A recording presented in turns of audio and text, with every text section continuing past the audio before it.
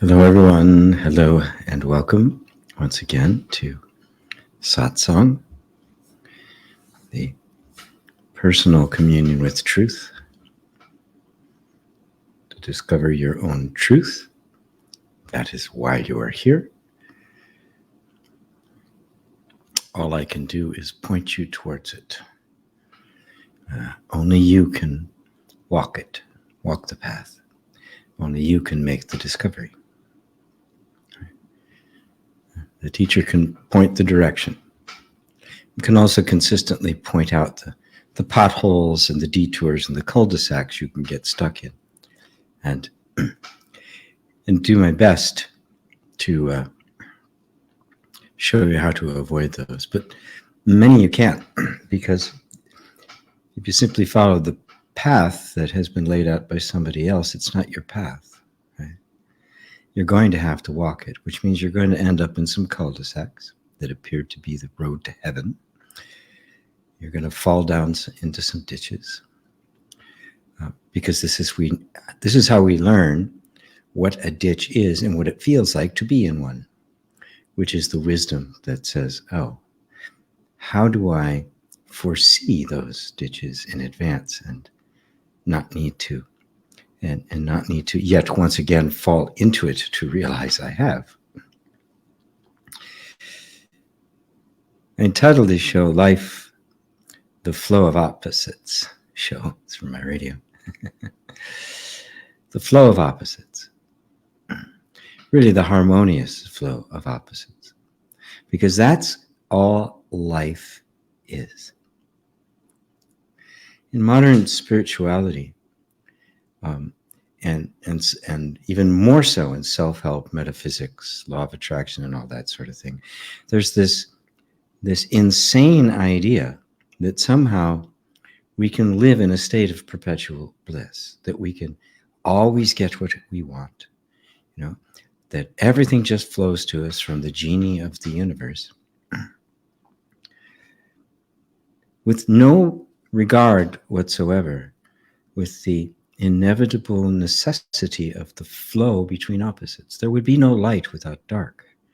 There'd be no masculine without feminine. There'd be no death without birth, or birth without death. Yet this is what we seek, the impossible. And in that seeking of this rarefied state that cannot possibly exist, we stake our claim and find ourselves feeling completely at a loss, suffering needlessly, because we don't accept life as it is. We want to try to force it to be as we want it to be. This is the insanity of humanity. And it is insane. You cannot make the impermanent permanent. Can't do it. Nobody can. Buddha couldn't. You cannot stop the flow of events. But the fact is, if you were able to stop the flow of events, life would end, because it is nothing but a flow. Your body, your life, every experience you have, every relationship you have is a constant flow of constantly modulating energy of all sorts of different types. A relationship is never the same one day to the next, one moment to the next. It's always dancing. Right? There's always the tension and release in music. Otherwise, it isn't music. You always have to have the tension in any kind of dramatic art, movie, literature, a play. Something that has to come to a climax and have that final resolution. And the bigger that climatic moment is, the more satisfying the resolution is. We want to run from the dark and live constantly in the light chasing, you might say. But we find the discontent there. We're simply trying to avoid that which is unseemly to us. Why don't we stop for a moment and ask a very simple question? Why is it that I want that? Why is it not perfectly okay just the way it is? What if the universe, God, the creator, didn't make a mistake, and this is exactly what is supposed to be happening?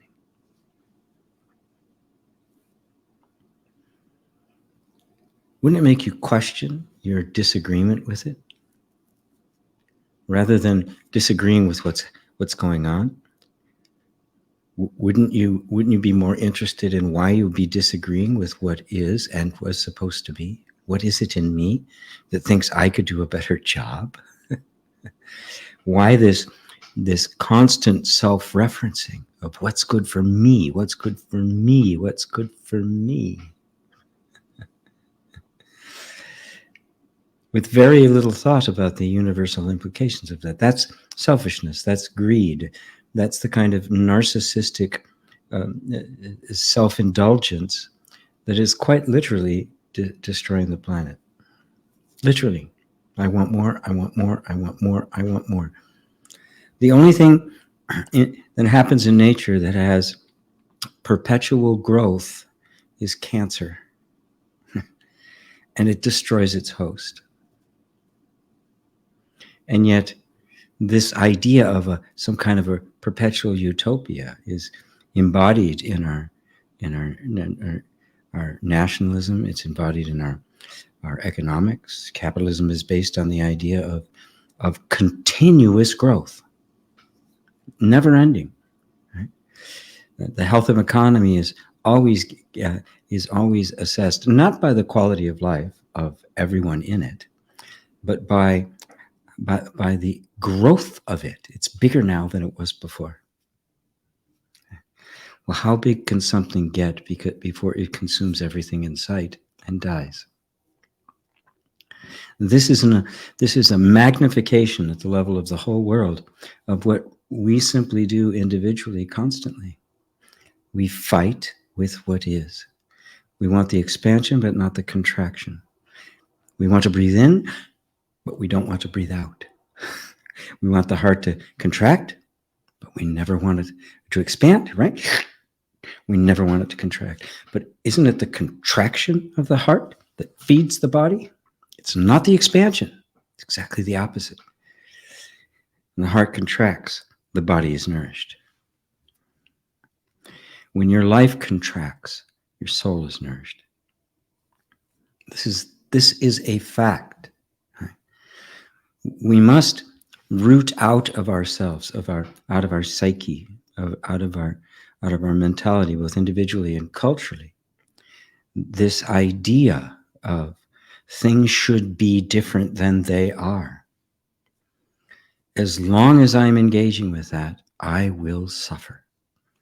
Mildly, just a constant discontent, which leads to a level of stress, which of course affects everything. And sometimes intensely, panic, severe suffering. Right? I don't want my life to be like this. It's got to be something else.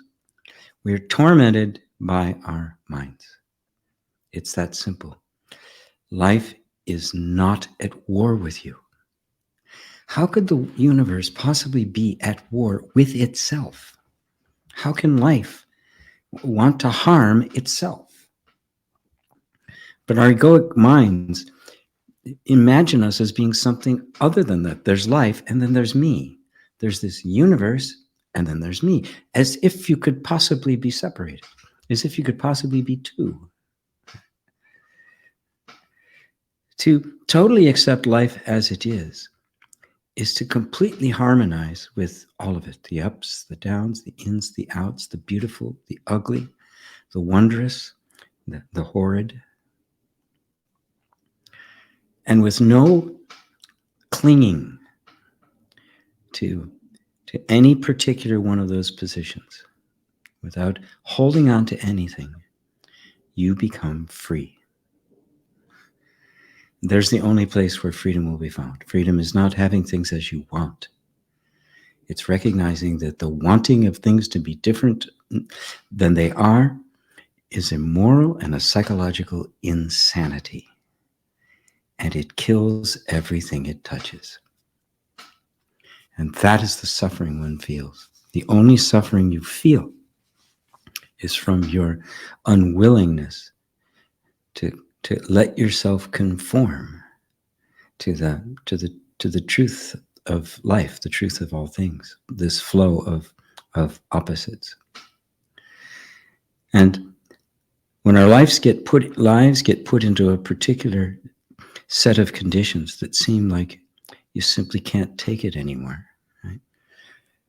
What life is doing is crushing the ego. The ego can't take it anymore because the ego doesn't want to let go. I want things to be the way I want them, God damn it, right? And sometimes it can get so tenacious and hold on so tight that life just has to squeeze it until it pops, until it breaks. And life's more than willing to do that. The truth of you is willing to inflict all sorts of things on you in order to get you to let go of that which is actually killing you. The circumstances are not killing you. It's holding to what you want to be instead of surrendering to what is. That is suffering in a nutshell. This is the spiritual path. It is a path of letting go. It is a path of surrender. It's the deeper meaning of surrender. This flow of opposites to which we simply surrender because it's what is. It is the truth. And the truth holds all the cards. Always will. It will not conform itself to my will. It simply won't. So I either conform myself, my thoughts, my feelings, my ideas, my aspirations to truth, or I will suffer because it won't bend. It can't. It's the nature of truth. It is changeless. So on that note, welcome everyone once again to Satsang. As always, it's wonderful to be here. And I'm going to say hi to everybody. Hi, Roberto in Madrid. Roberto, I'm exhausted. This is too much. I think I saw that before I started my opening discourse, and I addressed it for you. That is the issue. That is the whole of it right there. It's just what we're struggling with is our fear of letting go. That's all it is. And it's in the mind, and only you can do it. Right? This is the spiritual quest.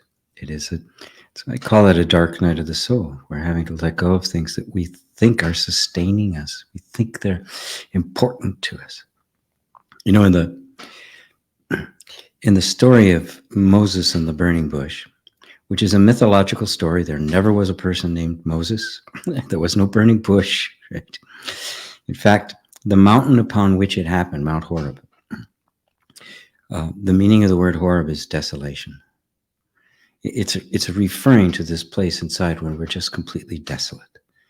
Right? Life is just lost. You know, from the peak of Egyptian royalty to a shepherd hanging out with a bunch of sheep all day in the middle of nowhere on a rocky plain. From a prince to a peasant. Desolation. Life, as it had been known, was being desolate. Now, this is a story. This is a mythological metaphor for you and your life. Right? And when he finally turns to look directly into the burning heart, because the word burning also means mental torment. Right? So the bush was his own heart that was burning with his own torment over his desolation. And after this burning announced itself as God, take off your shoes, you're standing on holy ground. A little later in the conversation, God told him to throw down his staff. Now, this is a beautiful metaphor because, you know, a shepherd's staff was their main tool. They relied on it for everything. It was very long, right? So they could search for holes where they were walking. There might be hidden holes in the grass, you know, to keep animals from breaking a leg or something, or themselves from breaking a leg for that matter.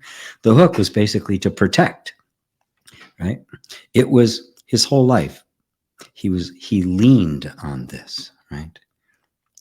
And then God says, this voice from the middle of our pain says, throw down the staff.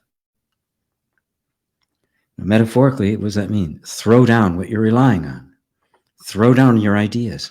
Throw down your aspirations. Throw down all the stuff that you thought was going to make a difference for you. And when he does, it turns into a snake.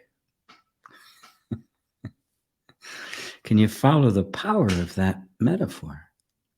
What we had been leaning on, thinking this was it, this was our great protection, was in fact a snake biting us, poisoning us. And he was terrified. He ran from it. And of course, we should. We should run from that which is totally destructive. But then the beautiful thing, God said, go back and pick it up. Right? But after it had been transformed, it was seen for what it was. Right? When he picked it back up, it became a staff again. This wasn't a magic show. It was a mythological representation. When you let go of your life, you gain it. This is the death and resurrection theme, once again. Okay? Throw down your staff. Throw down what you have been relying on. That which you think is going to keep you safe. That which you think is your coat. You know, the coat that's going to protect you from the storm. It's a snake. It's poisoning you. It is biting you. I'll leave it at that. I love that story. That's one of the most rich stories in the whole Bible. Sorry for my noise. I have ice in my one of my morning beverages.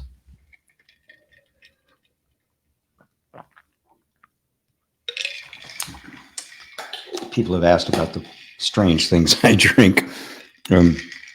This is lemon juice, apple cider vinegar. Sometimes I have tea in it, but today it's just water. And then there's powder with spirulina, chlorella, mushrooms, all sorts of different cool things. So those of you who are health nuts, it's a great one. Popey, I love you, G. I love you too. Is this going to be live? Yes. My whole life is live.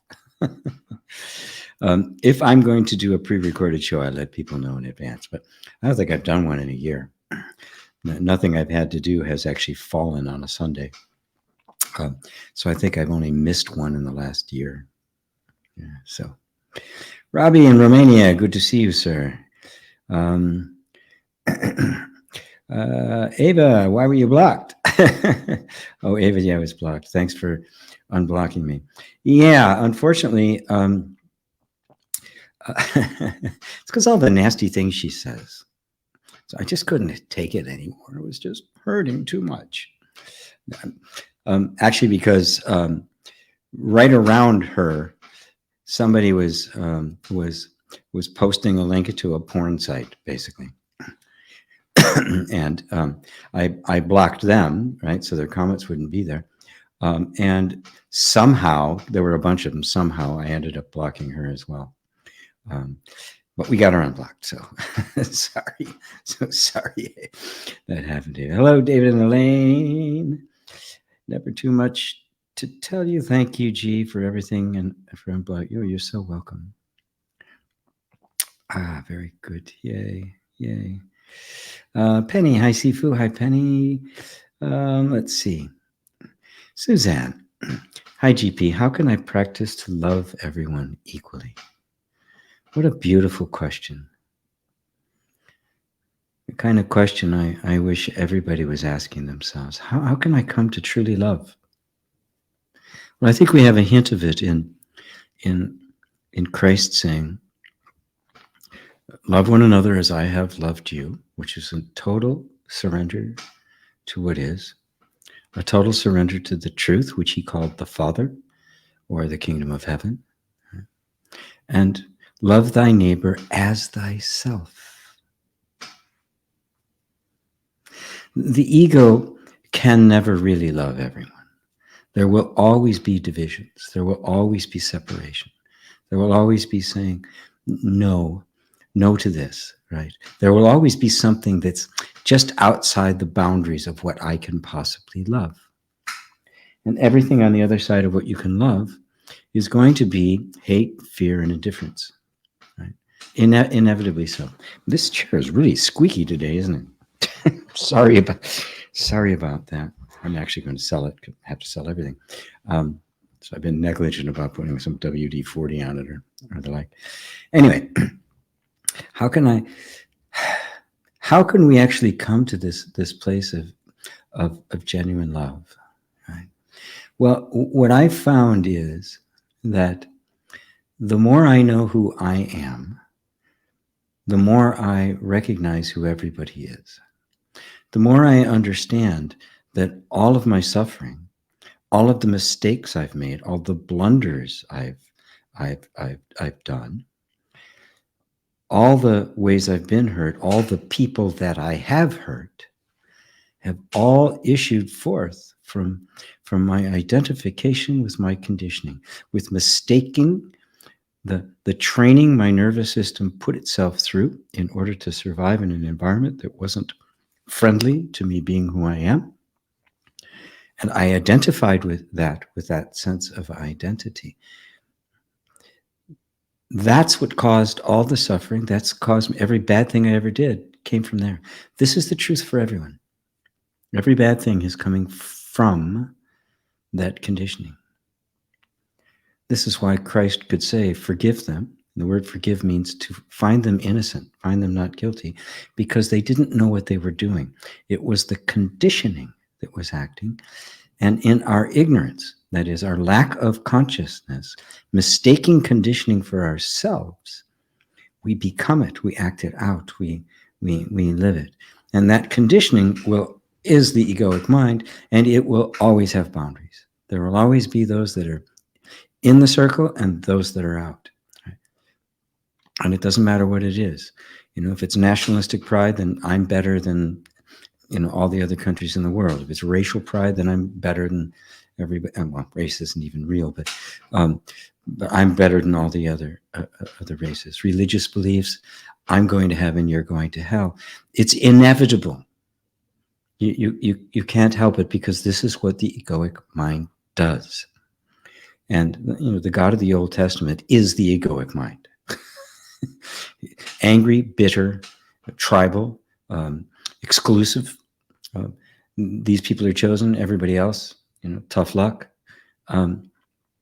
That's the nature of that kind of religion and belief systems. So practicing love is first self-inquiry. Are you loving you? Are you coming to know you? And I don't mean trying to love yourself by saying, okay, I'm going to love this horrible habit I have, but coming to understand where these habits came from, the parts of you that aren't lovable. Why? Why are they not lovable? It's me. Am I embarrassed of this aspect of myself? And is this really an aspect of me, my natural inherent being, or is this my conditioning? Is this a habit, a pattern of behavior and thought that I have just been going along with and never scrutinized, never questioned? Is this really me? This is a deep, deep inquiry to find out who you are. The process of doing that, you recognize that everything bad, horrible that anybody does is done because of identification with the conditioning. They are ignorant of it. They are operating completely on autopilot, the way they were programmed, which means essentially they're innocent. Nobody, once they see something is wrong, is evil, is horrible, is painful, is unloving, when they really see it, the recognition itself ends the behavior. Because you can't knowingly do something. This kind of unloving uh, uh, disposition and actions that can magnify into wars, right? They have to operate in the dark. There has to be this I'm better idea. If that's not there, you can't help but love everyone because we're all the same. Right? You don't see color, you don't see race, you don't see nationality, you don't see belief systems. You simply don't see them because they have nothing to do with the essence of you, with the soul. Knowing that, you will very naturally find yourself wisely loving everyone. It doesn't mean you have to accept the behaviors, but you can discern the difference between a behavior that is coming from conditioning and a behavior that is coming from one's true self. The behavior that comes from one's true self is always loving because your nature is love. This is the great discovery. I am love. Therefore, I'm not somebody who has to learn how to love. I simply have to discover my own nature, which will uproot and dissolve anything unlike itself, and I will literally be love incarnate. It's a practice. It's a way of approaching it. Self-inquiry is one part, but another is simply meditating on love. Allowing yourself to bring to the surface within yourself in a meditative environment everything you don't love. Every one you just can't feel a good feeling about. And just bring them up and be with them. Be with that. Right? Use that as the focus of the meditation. And yes, you can include politicians and and greedy executives and all of that. You can include all of those and go, well, where and really come to terms with your own rejection of them, right? And again, this isn't to accept their behaviors as right. It is immoral, evil, and irresponsible and stupid, right? To be draining the earth of its resources for the value of a stock price. It's insanity given, right? Now, where does this insane behavior come?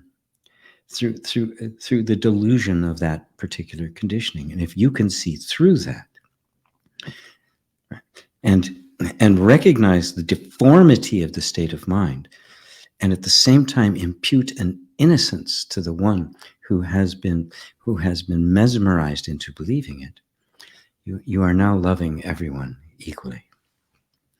You can't love the unlovable, and greed is unlovable, right? Because it's contrary to life. It's anti-life. And it's not pro-choice either. It's anti-choice as well.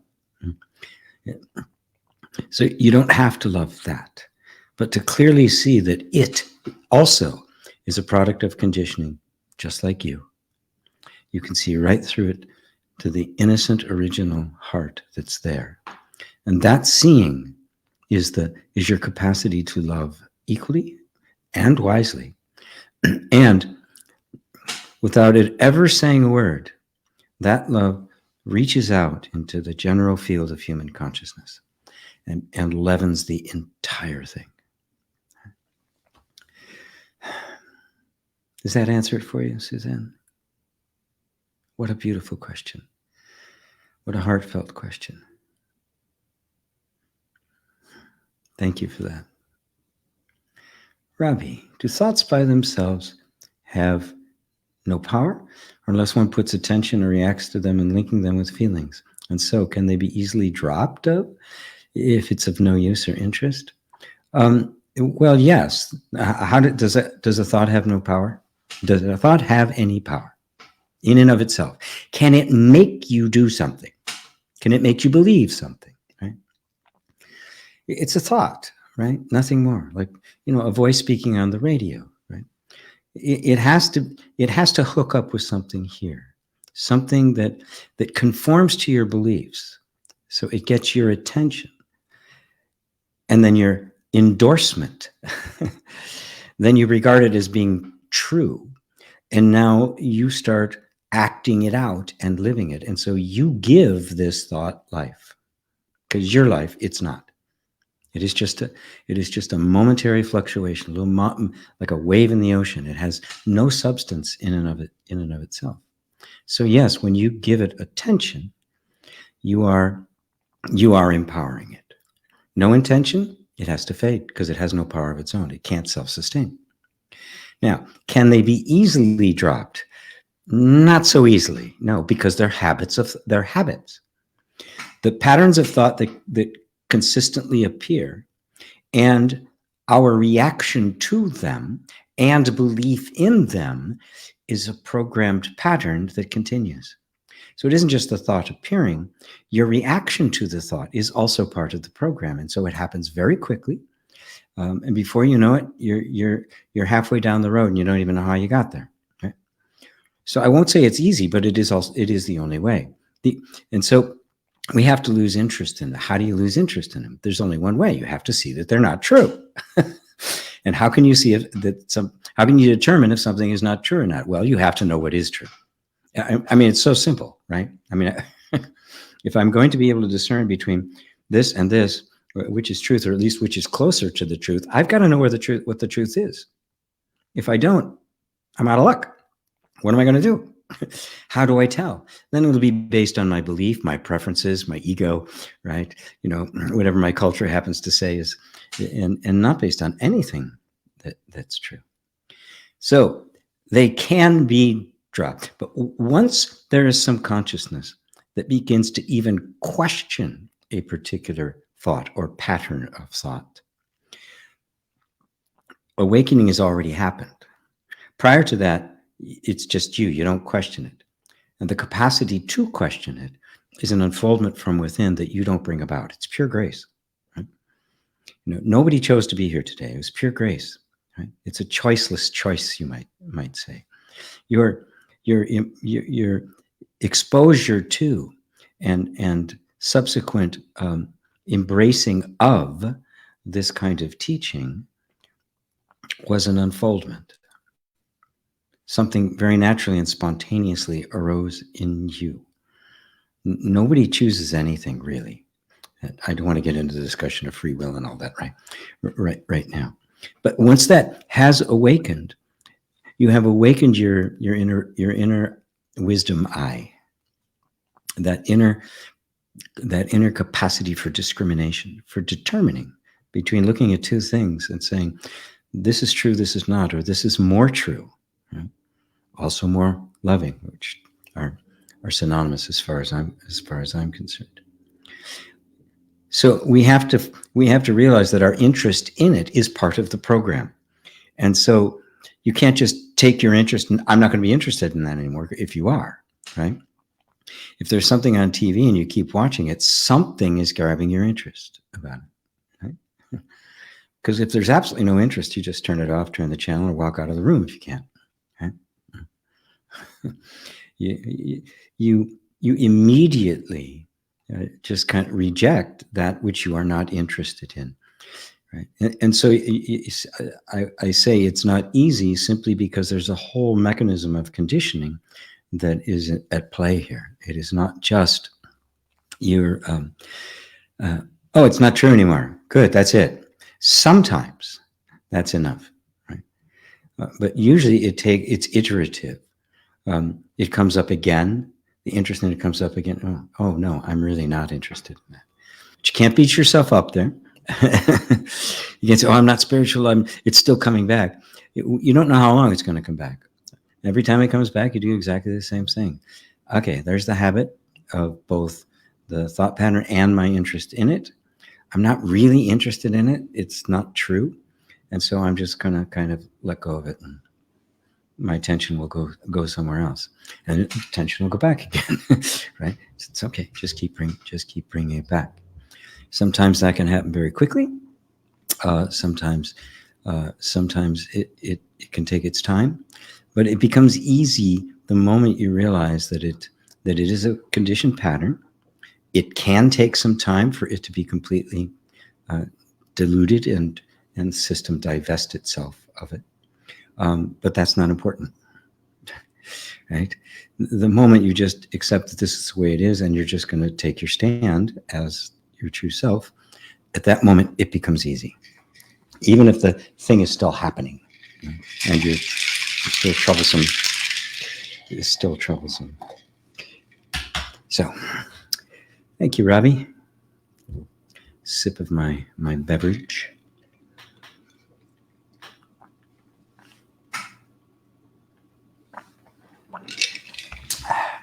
This is so good. Yeah, apple cider vinegar and lemon together. Whoa! Karen, hello. My husband cheated on me, so I have trust issues. He started working in a new company, so I checked the homepage to see if I can get a picture of his female co-workers to see if there was a woman in the category of loot scheme.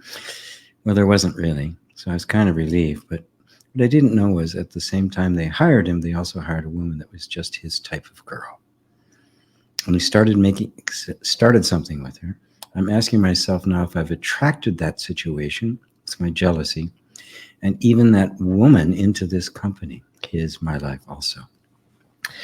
You know, that term, I attracted this, you know, is a law of attraction term.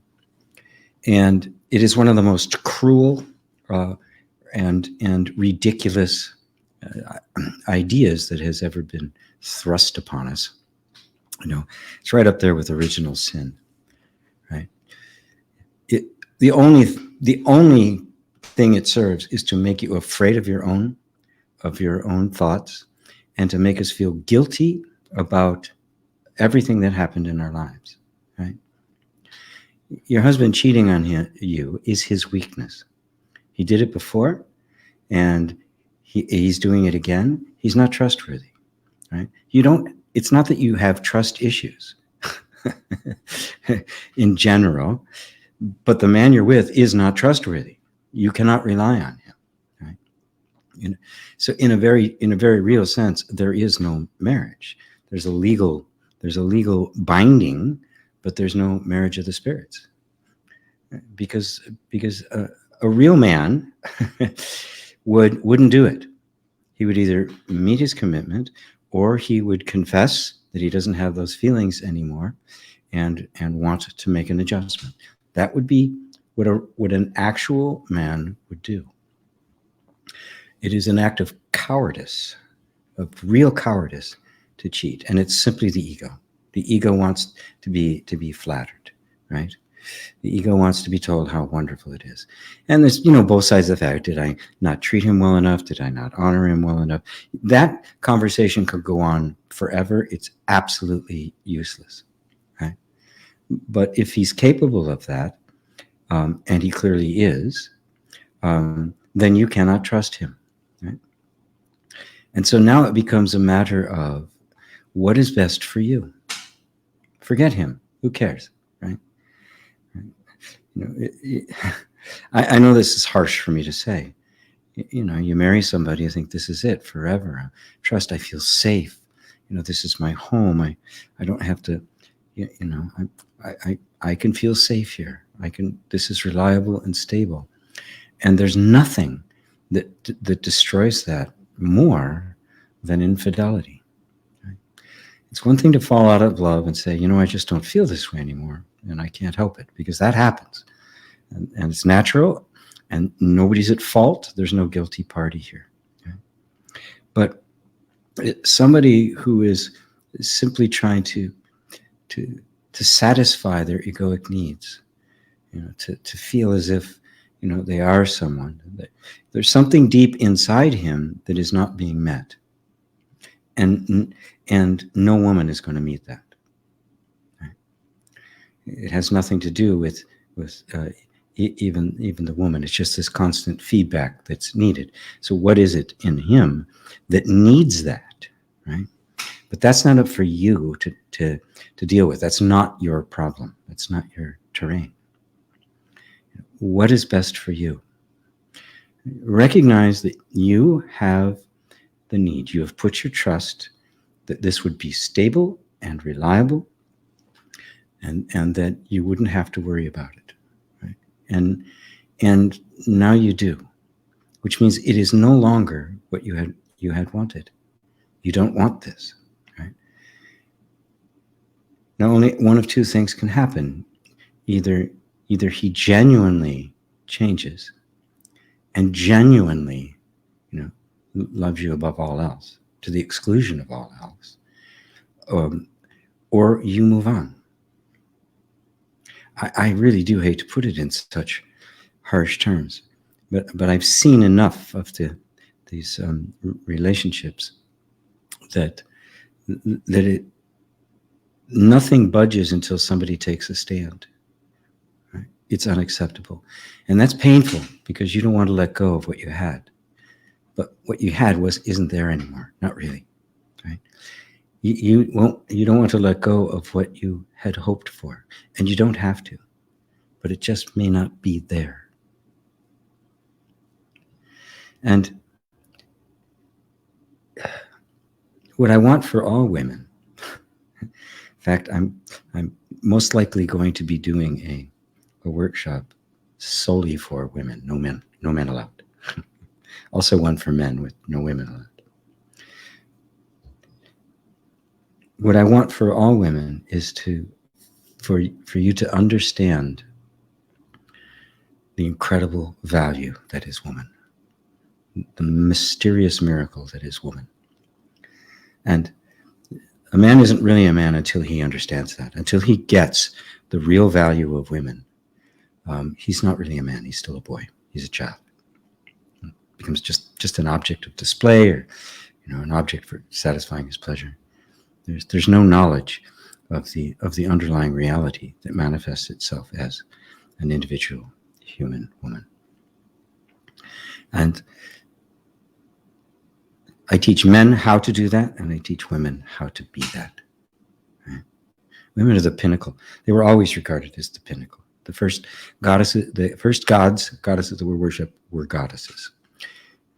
Just the sheer reality that it is the female that gives life and nourishes it and sustains it for a very long period of time. Her own body is life. As Joseph Campbell put it, women are life, men are the protectors of life. And this is the essence of the goddess. Somehow it's gotten all twisted and turned around, so that men have become dominant in it, and they think it's all about them. Even in the Abrahamic religions, we have the most obscene distortion there possibly is. The man as creator, Yahweh, a male creating, right? Without a female, right? It is a horrifically crass distortion. It is exactly the opposite of nature, which is the end result of that. You can see the chaos that it's done in the world, all because there's just not an understanding of the true meaning of women. The feminine principle is the creator of everything.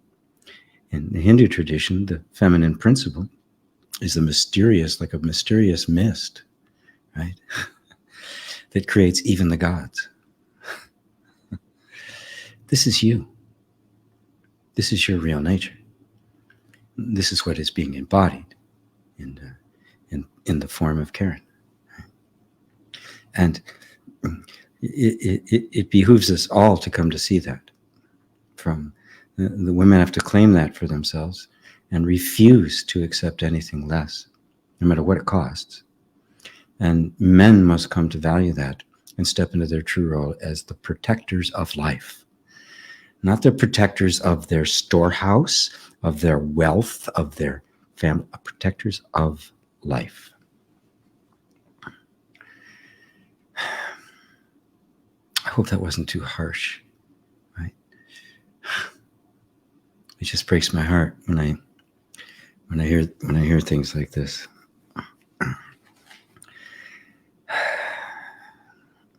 The world is currently being run by boys in men's bodies.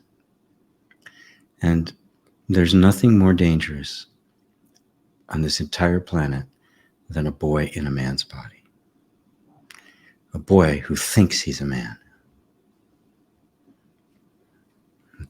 They are the ones who start and all the wars and train boys to fight in them.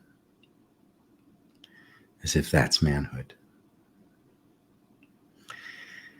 What's very dear to my heart. I hope that's helpful, Karen.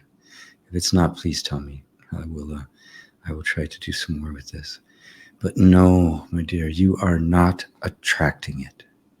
Please put that idea out of your mind forever. It's metaphysical nonsense. It's a complete misinterpretation of how things really are, and has done absolutely no one any good, except made people terrified of their own thoughts. It's just as bad as saying God is judging every thought you have, right? He knows every thought and he's judging it. If the wrong thought's there, you're going to hell. What's the difference? A hell later, a hell now. What's the difference? There isn't any. This is original sin in the back door. No, it is not that at all. But we do have to come to terms with our conditioned patterns and those thought forms and beliefs that do not serve us and are not true. That's one of them. Hopefully that touches you and frees you up from that ridiculous idea. Ursula, Madeira, hi there, Ursula. Sabago, hi, Master.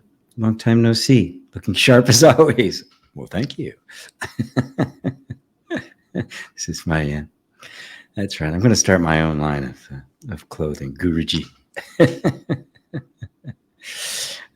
Namaste. Great to be here. Sending love to all from Steph. Wonderful to have you here, Steph. Let's organize your visit to Europe. Well, it's happening.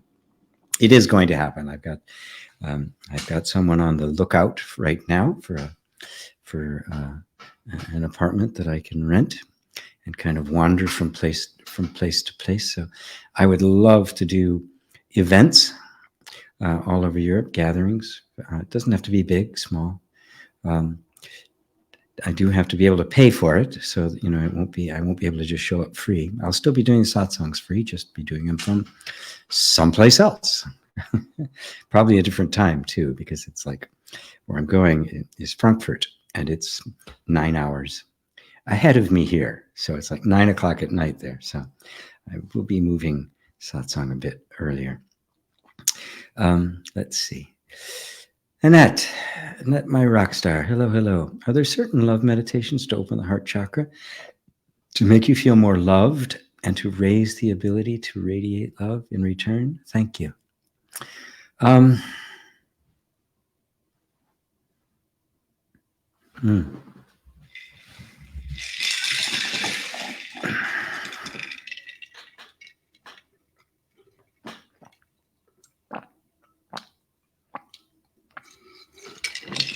Well, start with this. And this is a good one. I think I might make one. Thank you. To open the heart. Well, really, all the meditations that I do, all the meditations that appear to be just non-dual, formless meditations, are an opening of the heart. Because what does it mean for a heart to become open? What it means is that the heart gently but consistently surrenders to what is. It's dropping its argument with the way things are. That's the closedness. If it's closed, it's got something against what's happening, right? It has a boundary, right? And we can literally feel that in our chests. I work with people all the time, and they feel this constriction in their chest, which is simply, and if you really feel into it closely, you'll find it's a pressure on the chest, but in fact, it's a pressure inside trying to get out, and something is resisting it. The very fact that you want to do this is an indication that this love you are seeking is already awake in you, and it doesn't have to be enhanced. It needs to be liberated. It needs the freedom to express itself. Well, how does it get the freedom to express itself? Well, it has to become safe for it to express itself, right? And again, it comes back to self-inquiry. for you yourself to create an internal environment that is safe enough for whatever is in you to come out. The good, the bad, and the indifferent. All the stuff that you don't want, the ugly stuff that we're afraid, all the stuff that's dark, that needs to come up too. But that's not all that's there. Because what is blocking, trying to hold in the stuff that we believe to be negative, which in fact isn't, is also holding in the light. It is also holding in your godly nature, your goddess nature. It's holding it back. And that desire to express it is what you're feeling. So when you simply are being present with yourself, you withdraw your attention from thoughts, from your emotions and your sensations. You drop all of your arguments with it. Every thought that says something should be different, you just say, I don't need you right now, and just put it to the side. A recognition that this is happening, right? It can even be not welcome. I wish it wasn't happening, but it is.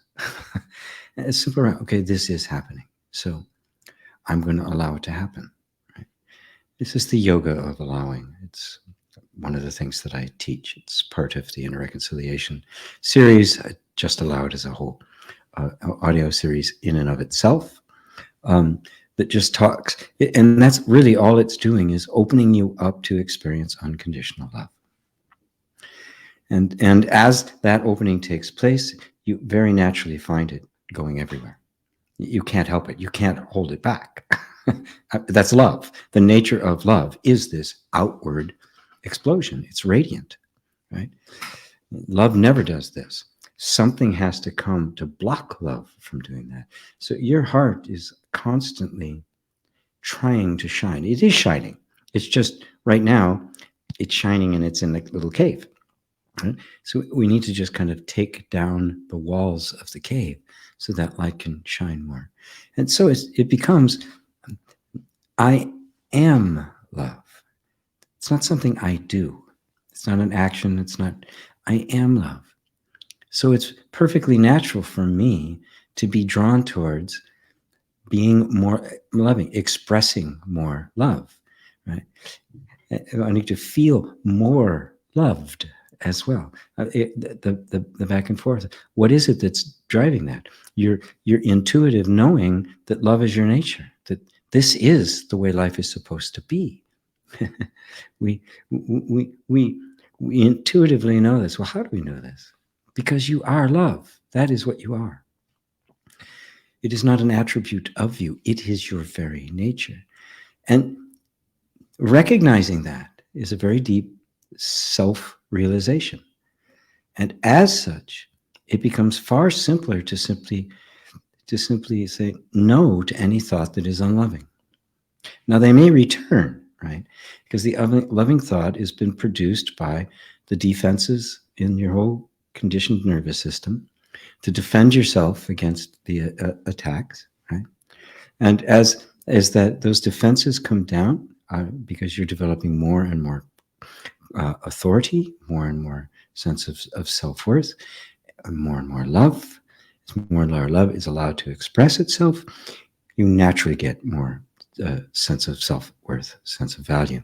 And it just radiates. It can't help it, right? You couldn't stop it if you tried, right? It's like the sun. You can't stop it. Go ahead, try to turn it out. You can't do it. You can turn your back on it. You can hide in a cave, but you can't put it out. That's the nature of love. So maybe I'll record some meditations on that and make them available just on this opening of the heart. I also do a lot of heart opening meditations in my chakra course, chakras, archetypes of consciousness, where I dive into the real nature of the heart, the peacemaker, the place of pure allowing. And Ramana Maharshi, one of the greatest awakened beings of all time, used the term the self and the heart synonymously. He didn't draw a distinction between mind and heart, between knowing and feeling. The heart was the center of being. The heart was awakened. And a lot of non-dual teaching is an awakened mind, but a closed heart, but not an awakened heart. It's got to move south. It's not a full realization until the heart has awakened. That is, the heart is free to love unrestrictedly because it has no fear. So, yeah. And you can also simply drop the assumption that everybody has that I need more love. I need to be more loved. I need to be more loving, right? And although that's not really true, I am love. And I'm just seeking increasingly free ways to express that. Notice it's a very different way to approach life. You are living your life as love, not living your life trying to get love. Completely different energy, isn't it? Because this is your nature. This is the nature of the goddess, the feminine aspect and the feminine way in which love is made manifest. So hopefully that helps you, Annette. Thank you so much. Thank you, my rock star. GB, my friend Georgia in London. Good to see you. Good to have you here. Martin, hello, Jean, everyone. What happens to the body, mind, and soul when you're in love and when you're just in the opposite mood? Thanks a lot. Well, the neuroscience and chemists and everything say one thing about it, that it's nothing but a bunch of, chemicals being released. And, yeah, chemicals get released, stuff happens. But the essence of the experiencing, the consciousness, has nothing to do with the chemistry. Right? When you are in love, something happens to us. You forget yourself. Everything becomes the beloved. Now, stuff, based on our conditioning, stuff will then attach it. My expectations, my desires, what she should be, what he should be, where it's going to go, how it's going to look. The mind will jump in and try to make all sorts of projections. All of that will kill the romance, by the way. The feeling that is engendered is what it feels like. It is a taste of heaven. It is a taste of what the self always feels. You have for a moment dropped you, and that feeling you're having is the bliss of true existence, which is love itself. This is the mystery of it. And if you're wise, right, and conscious, you can maintain that level of innocent union for a lifetime. Right? But that requires a maturity that most don't have. And you'll notice that when you're in love, everything looks lovable. Nobody bothers you. You don't care what happens. You give the $20 to the homeless guy. It's just, you're free, right? That's the feeling. The mistake is believing that it is simply the other that has engendered this. And the other has only been a catalyst, that sense of connection, which released in you the innate capacity to love unrestrictedly. And it just, it goes everywhere. This is a taste of oneness, right? What do we seek with our beloved? Union, right? Emotional, psychological, spiritual, physical. We seek union, right? We want to get closer and closer and closer, right? Ultimately, we want to merge into one, right? It's the moth and the flame. We want to disappear and become the flame. Right? That is the underlying experience. This is the fervor with which one comes to seek the self. This is the genuine love of God that mystics talk about, that's just completely absorbing. Right? Now, of course, when you don't feel loved or loving, when everything looks horrible, right? Which means nothing is itself, is inherently anything. Nothing has meaning. All the meaning is in you. Right? if you consistently cultivate that love, right, in all of its aspects, of course, the intensity of falling in love is this wonderful experience. And it's wonderful on so many levels. You can't control it. You don't know when it's going to happen. Sometimes on the surface would be the most unlikely pair, just right, stuck like glue. It's one of those things. It's completely revolutionary because we don't control it. And that's why marriage was invented. That's why cultures don't like it. That's why the tribe wants to arrange, unions, because love is radical, revolutionary, disruptive. I mean, completely, blows everything. It's contrary to everything, right? Because you can't control it, right? And you can, though, provide an environment in which it's free to grow, right, and mature and shift and change. All sorts of wonderful things can happen. They rarely do in our culture because it's so messed up. So you can feel, I don't have to tell you what happens to the body, mind, and soul. You've been in love. I assume everybody here has been in love. You probably fell in love the first time at 12 or 13, maybe younger, right? I remember feeling very strong feelings of love towards a little girl, first grade. And I had no idea, I was just drawn to her, right? And now I recognize, it was love. Right? And all sorts of things are there. They're on all levels. The key is to maintain the understanding of the source of this love to be love itself, and not circumstantial, not conditional, not cultural, right? But it is love itself. What you are feeling is what love feels like, which is your nature. And that's why it's so powerfully attractive, because it is you. It's truth. It's not just a good feeling. It's the truth. And cultivating that, not as just a theoretical idea, but as a lived, felt thing, is the path of spirituality. And as you know, when you're in the opposite mood, what is it? You're grumpy. Everything's horrible. Everything is irritating. Everything is annoying. Just paying attention to the fact that it is simply a shift in perception. The thing itself is not changed in the slightest. Why you always do that? Or, God, that's great that you do that. What's different? Right? Recognizing that, we see how unstable and untrustworthy these emotional shifts are, our mental shifts are. And we begin to root ourselves in a different place. That which is aware of all of these shifts. Which means when love is intense, it's great, and you can love it.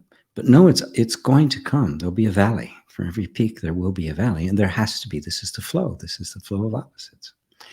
And if that's understood, the valley can be as intensely pleasurable and wonderful as the peak. Sometimes even more so, because they last longer. So hopefully that helps. Milo. Namaste, and everyone. It's strange. I know family doesn't necessarily mean anything more than a friendship, especially not if the relationship with family is quite bad.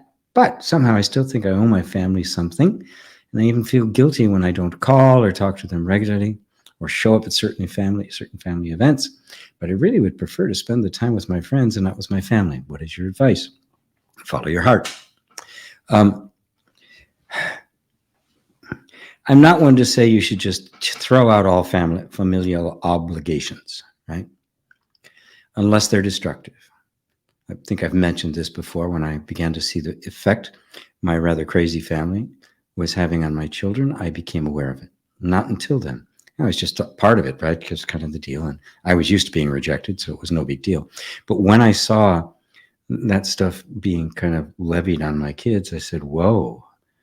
And I completely cut myself off from every family event from that point forward. A year later, I was offered a job. I moved 2,000 miles away. Sometimes you have to do that. Right? It was totally destructive, and I had no idea how destructive it was until I saw it reflected in my two sons, who are little, 3, 4 years old, right? So what you really need to do primarily is give yourself the freedom to choose. An obligation is not love, right? Period. And yes, families come with obligations. It's, it's the cultural thing, You live in this country, you got responsibilities to be a good citizen and all that kind of stuff, right? You're in this family, and there's a circuit that gets created in a family. There's a dynamism that gets created. Just the way all the cells kind of work together to form a body, the individuals in a family combine, serving different kinds of functions, and they make their own energy body, a family body, you might say. There's community bodies, body politic, religious bodies. They are, in fact, a like an agreement of cells that have a particular function, and that energy then it becomes solidified into this body, into this system, right? And then when somebody doesn't want to participate anymore, it shakes the whole thing up. And one of the ways you keep everybody conforming is through guilt and shame, right? Guilting for even wanting to prefer to be with your friends. Right? But let's just face the facts. You do. This isn't something you made up. It's not something you created. It's not something you're responsible for. It just happened. I don't want to be with them. I want to be with my friends, right? Or I want to be alone. I spend all the holidays alone with my sons. Okay? It's kind of weird, but not nearly as weird as the craziness of my family. Okay? So it's a simple admission of what your truth is. And then also recognizing that within you is the energetic structure of the family. That's how it works. It isn't just, you're just kind of interchangeable. You're playing a part. And if you don't play your part, the entire thing is destabilized. So if you're the only one who's becoming conscious, they're going to be reaching out. They're going to be trying to drag you back in because they just don't want this to change. This is the nature of the egoic mind and egoic systems. And it is an egoic system, right? The needs of the family are more important than the needs of the individual. This is cultural. This is tribal cultural. The tribe is more important than the individual. Not the real tribes, not, the Aboriginal tribes had everything in balance. It was always a balance between the individual and their capabilities and the needs of the tribe. There was a dance that took place, but cultures became more and more and more restrictive and male-oriented and dominant. And so the individual got reduced to an irritating, just an irritating phenomena that had to be squashed. That's the nature. That's what religions do: squash individuality with conformity. And so you can see this playing out here, but you can feel it. You will feel that as feeling guilty, even though you don't want to call. You feel guilty for not even wanting to, and then you might make yourself do it. And you give the appearance, right? You feel horrible. They think everything's okay, right? At some point, you simply have to own up to your own feelings. Right? This is kind of the path everyone has to take, especially men on the path to manhood. You have to own up to your own feelings. You have to admit what is your truth, right? And it may be a very inconvenient truth. It may be a very uncomfortable one. It may be one that you'd rather not have happened, but it did. And so there you are. So now it becomes you yourself being willing to imbibe and embody that truth in the best way that you can, being as loving as you possibly can, right? But not loving to the point where it betrays the truth. And therein lies the middle path that everyone has to walk. I'm more than willing to compromise, right? So I don't hurt somebody, but I cannot compromise my truth. I cannot compromise that. If I do, I compromise me. And now I'm not even showing up for them anyway. This other non-existent, this fake character, this fiction is showing up. And of course, that's the nature of conditioning. You know, in the family system, as a child, you learn how to play your role. You become what the family needs. And it's not you. There'd be no problem if it was you, but no family accepts you. You know, you're supposed to be X, Y, and Z. And if the more you're not X, Y, and Z, the more inner conflict there is, the more difficult it is. And eventually you have to recognize and break that pattern. You have to, right? And that may feel really harsh at first. But oftentimes what happens, not always, in my case, never, it didn't happen. But I have seen it in other cases when you are absolutely convicted and you are unyielding, that the family actually adjusts. There's enough consciousness there that people say, wow, you know, that was really brave of you. Yeah, I really respect that. What is it? What's happening for you? That can happen. I don't promise it. That never happened to me. But it can. But obviously, it's up to you to take your stand. You know, this is the nature of manhood. You have to take your stand no matter what the consequences are. As Martin Luther King said, "Here I stand. I can do no other, so help me God." Amen. It's the hero's journey, my friend. And nobody chooses it. Juliana. All right. Time for a drink of my sustenance.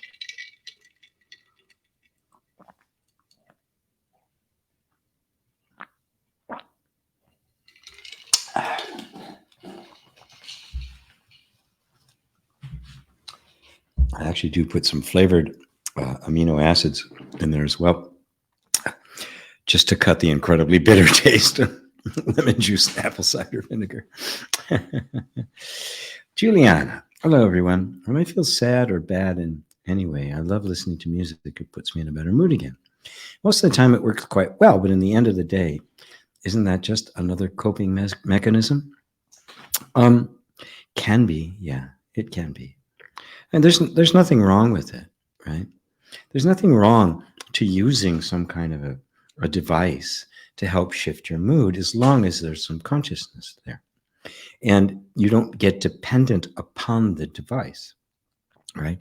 It's an aid, it's a tool, but ultimately it is the necessity is for you to be in a place that is completely untouched by the flow of moods, right? The state of reality is not a mood. The state of genuine peace, love, freedom is not a mood. It's reality, right? And so moods come and go. And yes, if we're in a bad mood, it's like nobody wants to stay there, right? And put something on that puts you in a better mood. I don't find anything wrong with that. I mean, I don't find anything wrong with anything, right?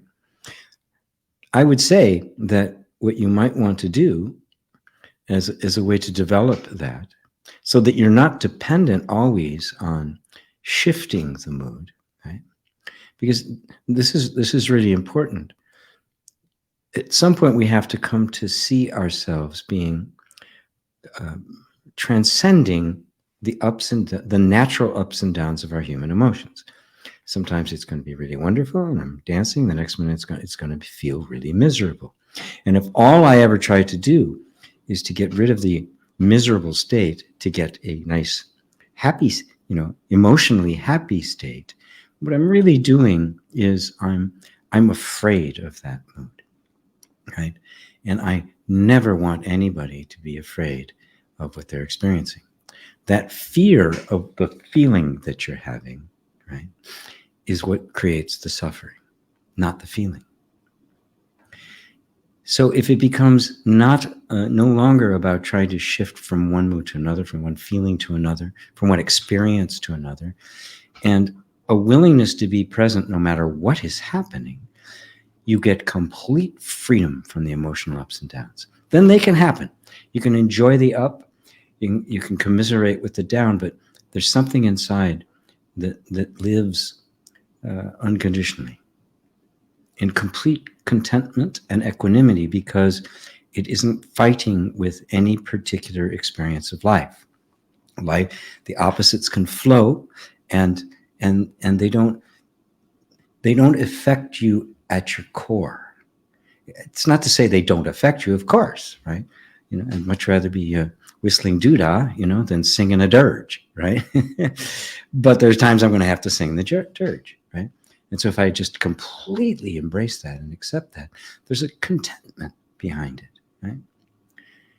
So what you might want to do to just put it to the test, if it is just an escape, is don't put on the music and sit with the mood, with that sucky mood for a while. Just be with it, right? And then you'll notice all the feelings that are trying to get rid of it. Say, okay, that's long enough. Let's listen to some music now. And you'll see that you'll get a look into the deeper energy that is rejecting life. Right? And believe me, if you're rejecting the negative, you're also rejecting aspects of the positive. The little that manages to get through is just a foretaste of the vastness of blessing and bliss that is available to you. Right? But it is not available until you are willing to be with both sides. Right? Until it is no longer just, I want to always feel good. Spirituality is not about chasing the bliss. It is about transcending all opposites, at which point no experience contains suffering, right? Pleasant or unpleasant. There's no attachment, there's no aversion. That is freedom. I am free from all of the ups and downs of life. And paradoxically, it means I am free to experience everything in life to the fullest. So try that. Thank you, Juliana. Suzanne. Suzanne, is the only chance to overcome one's fear to know ourselves? Yes. Yes. When you know yourself as you are, there's no more fear. There can't be.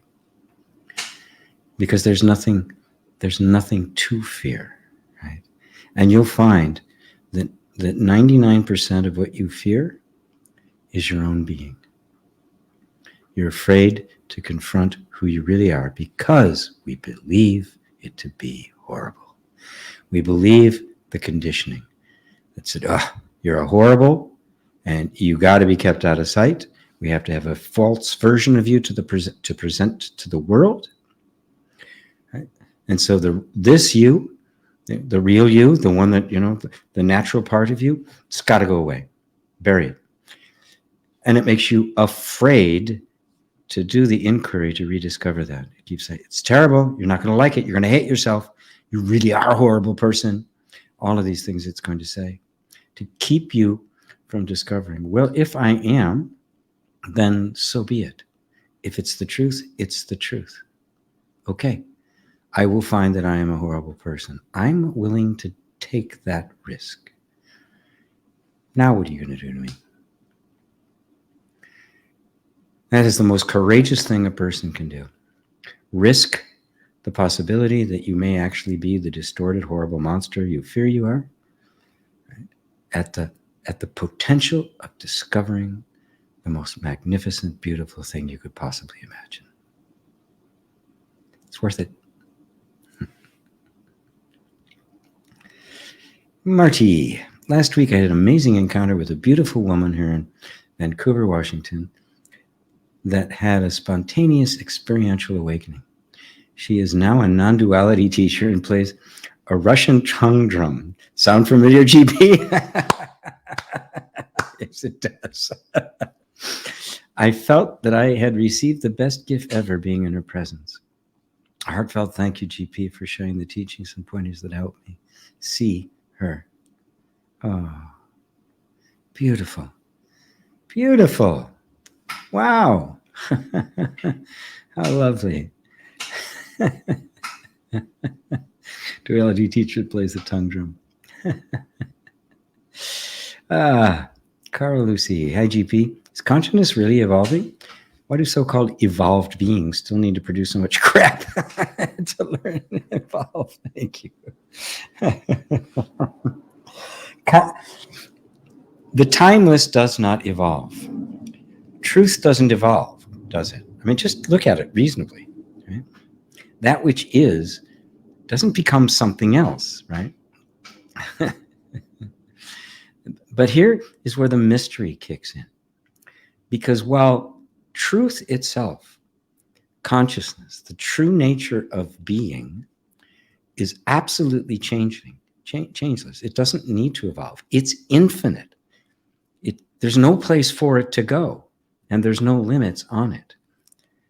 Nonetheless, that which gives expression to it is constantly evolving, changing, moving, fluctuating, ups and downs, ins and outs, heart pumps, breath in, breath out, constantly. The duality, what we see is the world, the duality of the world, is the non-dual reality knowing itself. And how else can you know itself other than form? So the formless gives rise to form. The form never sits still, like your body, you know? A million cells die, a million are reborn every second. Every second.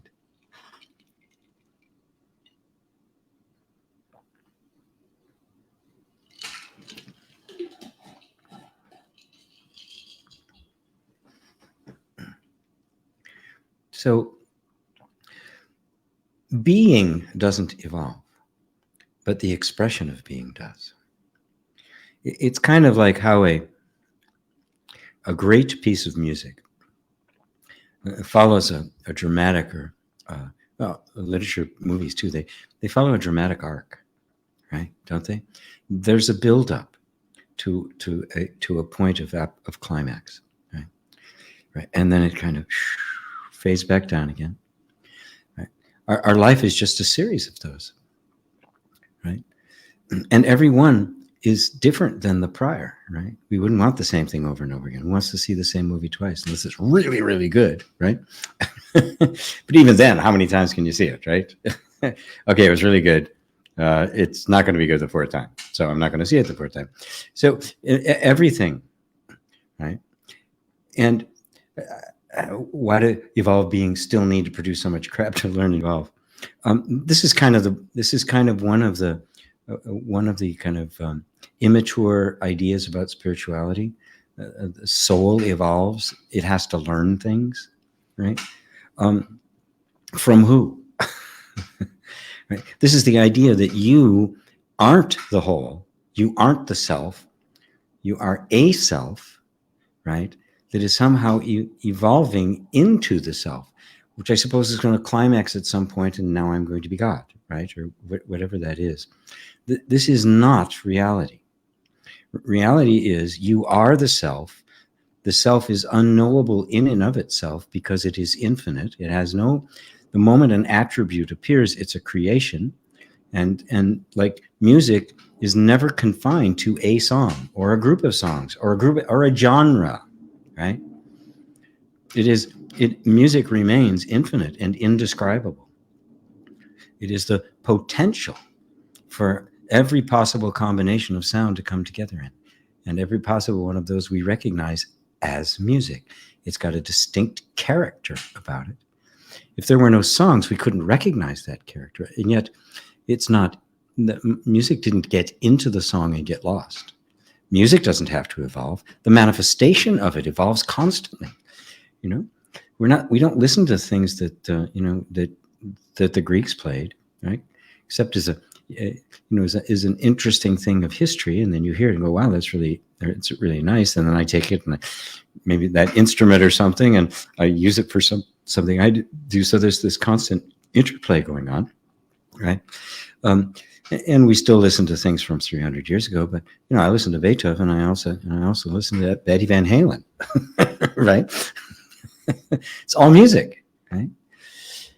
So it's when we identify with the evolving form that we get stuck. We think I'm evolving, I need to grow, and then all the crap happens in my life, right? The adversity happens, and that forces me to grow, and I think I'm evolving.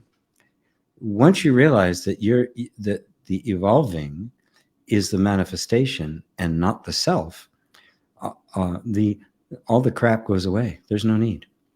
You see that the manifestation and the environment in which it occurs are one.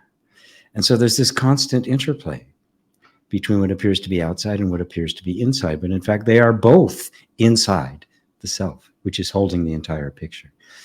Not just me as an individual in this body, but it is holding this body, all bodies, the entire universe. Right? And what you call you or your life is that infinite self focusing itself to one point of perception so that it can see itself from that point. So it sees itself, which is everybody, from this point of view. And so I know myself as Carl. You know yourself as GP, your friends, everybody in your life, right? Are you? Once you realize that infinite consciousness that does not evolve, but gives rise to all evolution, right? All appearances, the matter is closed. The mystery is solved, and yet remains a mystery. And then there is no need to evolve for the self. And the manifestation of the self is a constant evolution, but the being is not evolving. The expression of the being is evolving. Music doesn't evolve. The manifestation of it does. And is a direct reflection of the environment, which is also part of the creation, because you can't separate the two. Oh, I could go off on that for a while, but I'll try to get some more questions. Facebook user. Namaste and hello. I don't like talking in front of other people because I'm very shy when it comes to having all attention on me. I feel quite uncomfortable in these situations. What caused that behavior and my feelings about it and how to overcome it? Thank you. Lovely. Many people, path didn't fit in. Wow. Yes, you're right. Intuitive thoughts. Wow. Okay. It's a whole bunch of stuff down there. Okay, hold on. I don't like to... Shyness. The number one fear of human beings is the fear is public speaking. We fear humiliation more than we fear our physical death. Right? We're afraid to be seen, right? Because you feel you have something to hide and you don't have anything to say. It's a deep energetic pattern, and what I usually do with something like that, if I'm working with somebody individually, is I will start primarily using EFT, right? The understanding of its origin, which simply means, here's what happened. Here's what happened. You're a kid, you expressed yourself, you got in trouble. Simple as that. Expressing yourself quite naturally, right? Just, it is who you are. You couldn't help but expressing it like that. And so, but expressing who you are meets with the rejection of your tribe, right? Of your family, of your parents. This is not allowed. And your nervous system, being very, very clever, figures out, well, what's the best form I can take and adapt to in order to stay safe in this environment. Stay hidden. In your case, stay hidden. Don't speak. Don't offer up anything. Because if you do, you will get hurt. So say little. It's a very powerful strategy. It worked when you were a kid. You're here now as an adult. So it obviously worked, right? But what worked then as an adaptive response to an unsafe environment doesn't work now. So that when you go to express yourself, that very same mechanism, which has not been yet released from the system, assumes the same thing is going to happen. And so what it does, it shuts you down, doesn't let you speak. You feel shy, you feel reserved. You want to You want to move into the background. That's what happened, right? Now, just knowing that's what happened, it opens a door. Right? It doesn't uproot the energetic pattern that keeps asserting itself from the system, that simply. But it makes you understand, first off, you're not responsible for it. You're not defective. It's not something that's wrong with you. You're not broken in any way. You just had to adapt to an environment that was not loving for you. It was not accepting of you. And you had no choice, right? You had to adapt to what the environment did, or you wouldn't have survived. Right? So none of this is your fault. Matter of fact, it all happened before you even aware it was happening. You become aware now because inside you want to express yourself and you can't, right? If you didn't want to express yourself at all and this state was completely dominant, you wouldn't be even asking me the question. You just accept it and just stay in the background. But because there's something inside of you that says, I do want to express myself, which is, of course, our nature. Remember, your nature is to express yourself. And so it's an existential crisis when you can't, right? It's like, I express who I am, I die, but I can't be but I can't stop being who I am. You can see this is the ultimate inner conflict. It's the original inner conflict. So now we know it is. It's not you. It's not your fault.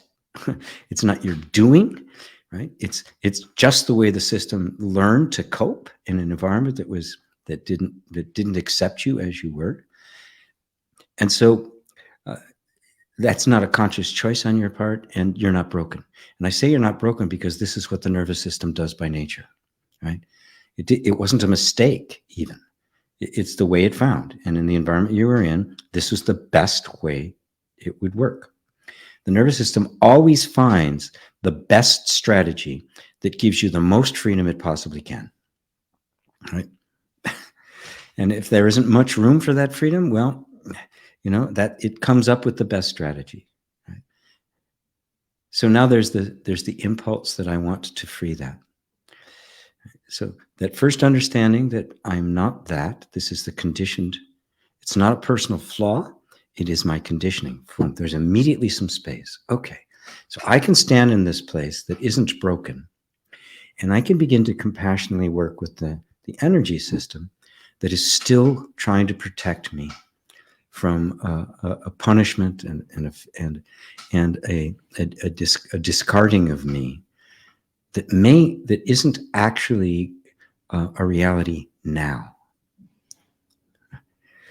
And I would something like this. I would start by using EFT because it's a very powerful way to help bring the nervous system to the place where it can begin to question this assumption. The assumption is, I'm not safe unless I stay hidden, which we experience on an emotional level as I'm shy. I don't have any energy. I clam up and that sort of thing. That's the defenses coming up to keep you from getting hurt.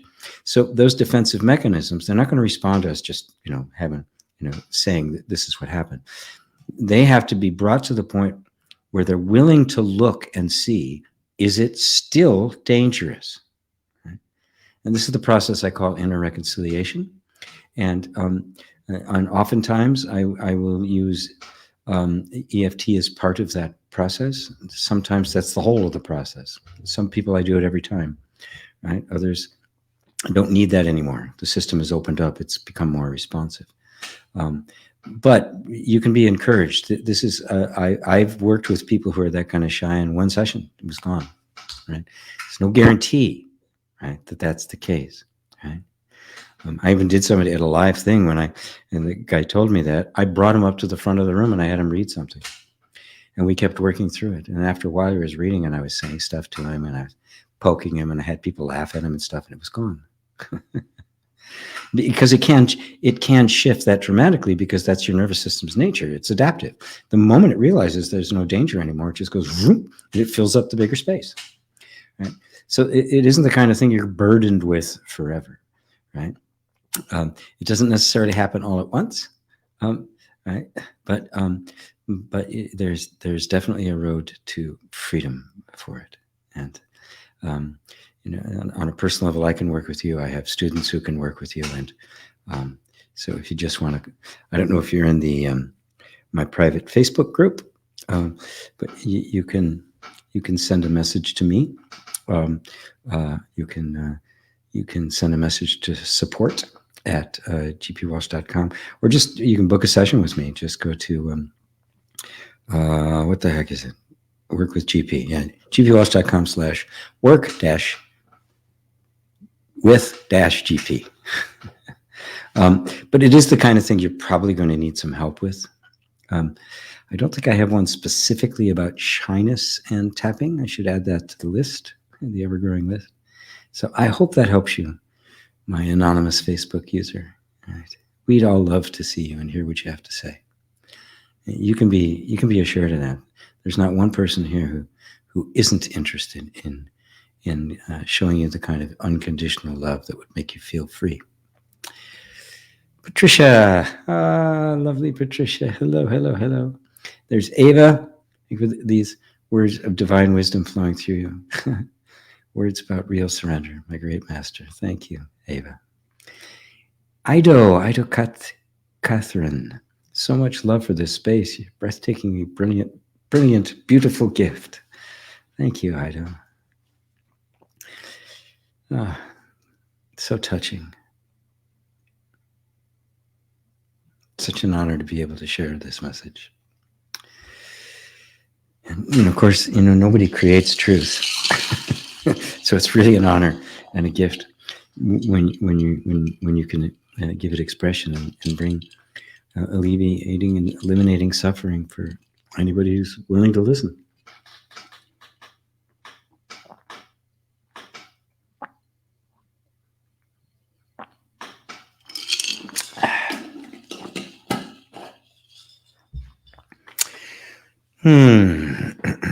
Most beautiful.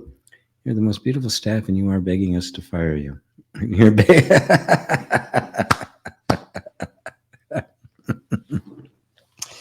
Yes, I want you all to fire me and step into this role yourselves. Swan Song, the great Zen master, used to end all his letters by saying, don't know, only go straight. Attain enlightenment and save all beings from suffering. Mary, I understand what I'm looking for is where I am looking from. I am this presence and am it, but I'm having a hard time keeping the attention there while the body goes into anxiety and contractions. What to do when this happens? Watch it, right? The desire to do is the mind trying to get rid of those feelings. Is the presence itself affected by the feelings that it is present to? Is awareness affected by what it is aware of? This is the important thing. To grasp that means you are the presence. How could you not be? If you weren't present, you couldn't feel the body going into anxiety and contractions. There'd be nobody there to feel it. Right? So don't just focus on the good feeling, right? When we're aware of that presence and no buttons are being pushed. Because that's not it. It's the awareness that the presence is always there and is always unaffected by whatever happens. As that sinks in, the fluctuations of life cease to have any impact. They don't leave a trace anymore. They cease to create suffering. And you are in this place of contentment because you don't expect the moment to be any different than it is. Right? So I wake up in the morning, I feel terrible. Okay. It's already here, right? I can either say, this terrible feeling, I've got to get rid of it, or I can say, oh, there's a terrible feeling here now. Because it is, right? I mean, it's not like you're making it up. Nobody wakes up and goes, God, how can I get that terrible feeling, right? There's this feeling. Anxiety is going through the system, right? If somebody you knew and loved came to you in contractions and full of anxiety, what would you do? You go, ooh, creepy. What? Oh, I have a hard time keeping my attention when you're doing that, right? Here, listen to G. Read this book. Go on this retreat. You wouldn't do that. You'd hug him. You'd hold him, right? You'd pull him closer, right? So pull the anxiety and contractions closer to you. Bring them, which means bring them, don't push them out of presence. Don't see them as an impediment. Don't see them as a problem that you have to get rid of. See them as yourself. See them as just some part of you that has not yet been fully loved and thus redeemed. Some part of you where the light of consciousness has yet to been allowed entrance. Think of it as just a child coming to you in anxiety, where you couldn't even tell them to go on a retreat or explain non-duality to them. You just pick them up and hold them, period. I don't explain non-duality to my almost 5-year-old granddaughter. We just play. She's hurt, I hold her. She's afraid, I hold her tighter. She's worried about something, she's held even tighter, right? Until she's running off and playing, right? She fell down. We were at the park the other day. She fell. It was pretty high. I grabbed her in time to break the fall, but she hit. Right? I cried. It took a while. We sat there for a while. And when she finally, what did she do? She ran back over and climbed up it again. This time she made it to the top. No words, no, you can do it. Nothing, right? Nothing encouraging or positive, no non-dual talk, just love. Just embracing her in love and expressing it in whatever way was available to me at that moment. So this retreating into the refuge of emptiness is not an avoidance. You're retreating into the space of infinite love, where everything is welcome. And anything inside that is contracted or anxious will sense that it is now in this space of love. And maybe incredulous at first, but eventually it'll just start to expand into it and it'll drop it. So, does that answer it for you, Mary? Sue McIntosh. Hi, GP. Thank you for helping us all realize who we are. I'm forever grateful to you, and I love you so much. Sue from South Africa. Thank you. Thank you. It means a lot to me.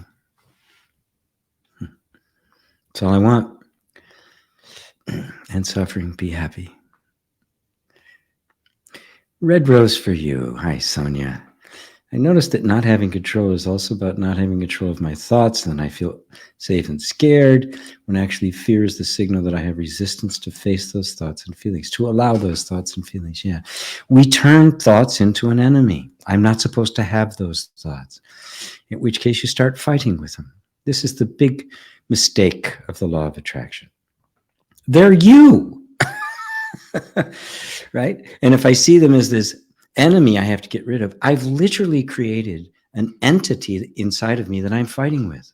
And it's not an entity. It's a momentary evanescent little bubble modulation that's passing by. And our fear is simply what we've learned, to a learned relationship with a thought, saying this kind of thought is okay, this kind of thought isn't okay. And that creates the schism.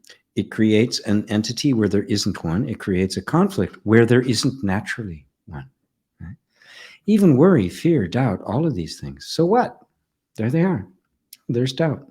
I got to get rid of the doubt. No, you don't. That's another thought, isn't it? No, you don't. It's there. Okay, it's there.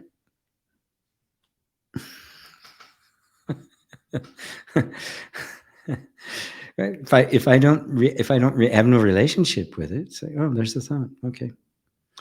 It's gone in an instant. It has no staying power. We create the conflicts with ourselves. This is the big insight. There is no such thing as a genuine conflict. We were trained to reject certain parts and to want other parts. And when those parts assert themselves, which they eventually will, because they're they can't help it, right? Gotta get rid of it. Got to get rid of it. Got to get rid of it. I want to control my thoughts.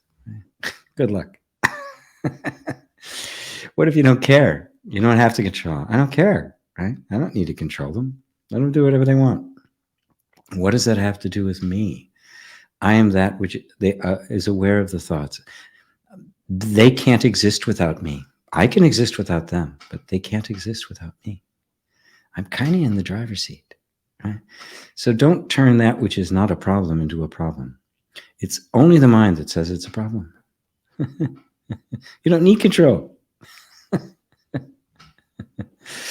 I love you, Sonia. Merck.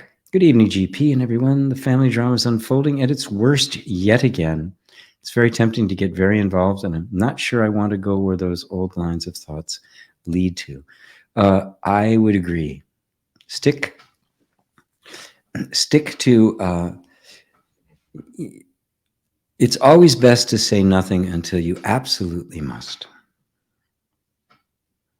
That's just a rule of thumb, right? Where silence will work, there's no need to say anything, especially when you're in an environment where you're probably not going to be able to add anything, right? You're probably not going to actually be able to have any kind of effect. There'd be no receptivity to you coming in and explaining to them that they're just dealing with their conditioning and they're making this whole thing up.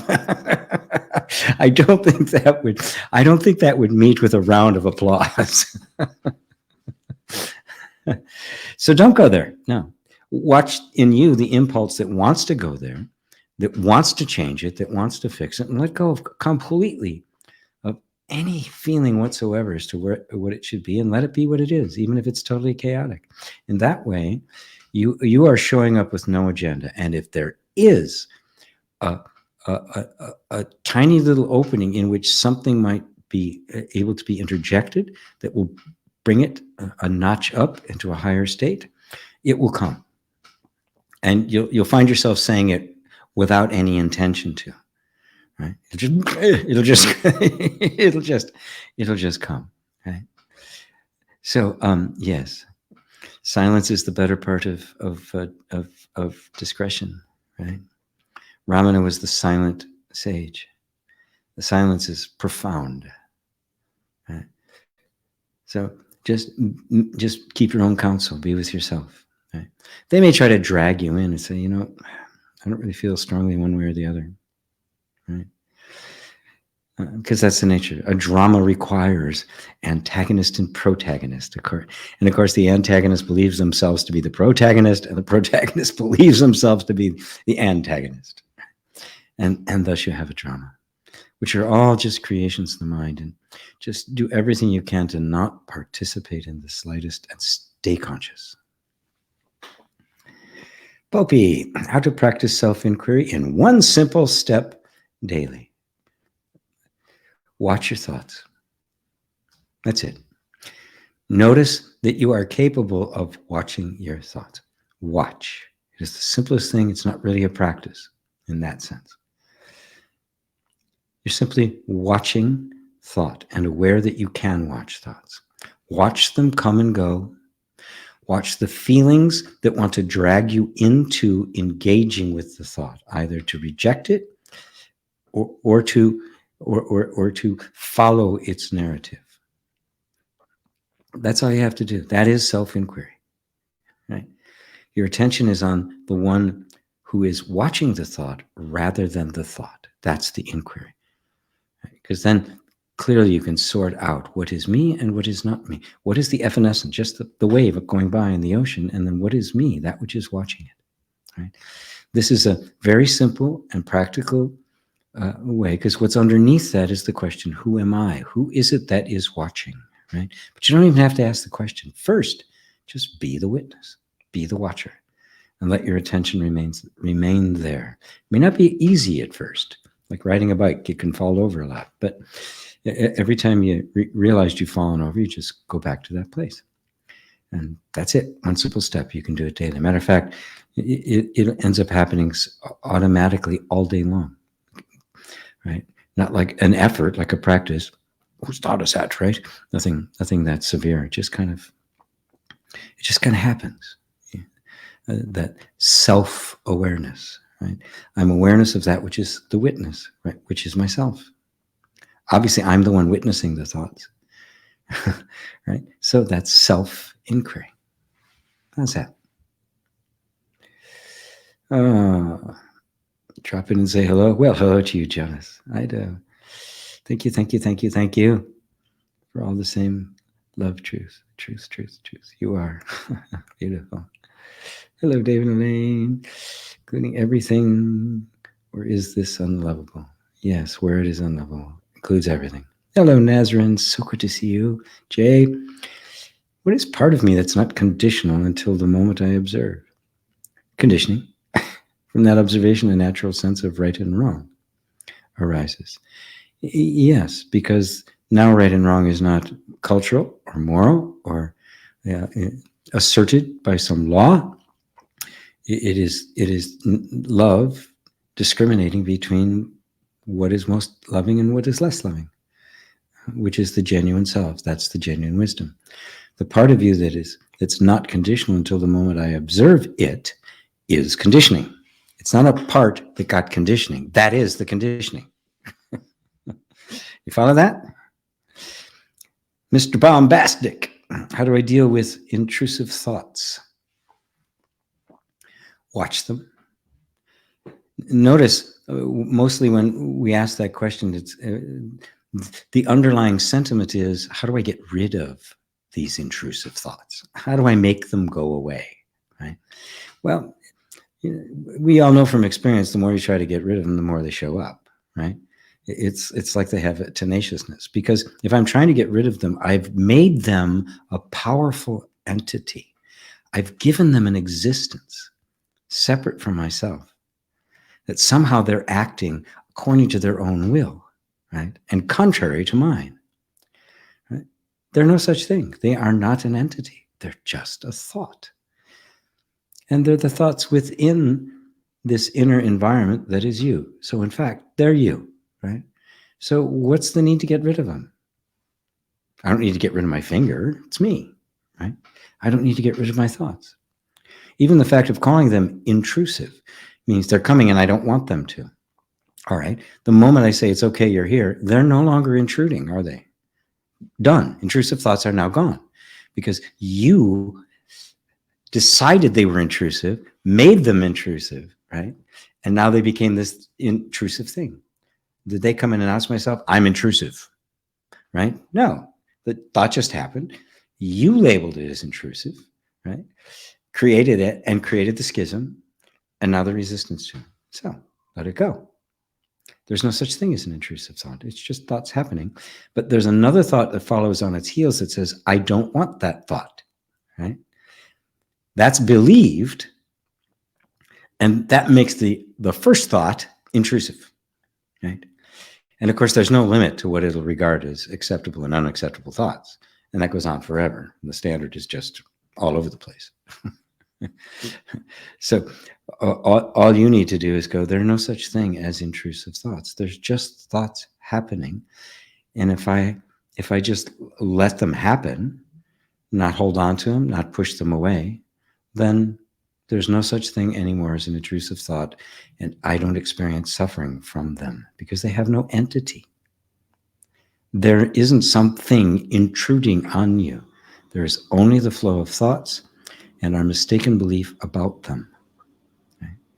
Once that's gone, they're gone. Right? The thought may still be there, but there's no intrusion anymore. They just come, they go, which all thoughts do. Matter of fact, the thought that the next thought says is intrusive is already gone. It's not even there anymore. It's made way for the next one. It says, oh God, and that's a disruptive thought. I got to get rid of it. And now this whole litany of more thoughts about how terrible intrusive thoughts are. And the actual thought that triggered this whole mess isn't even there anymore. It's off into the abyss. It's gone. It's back in the emptiness.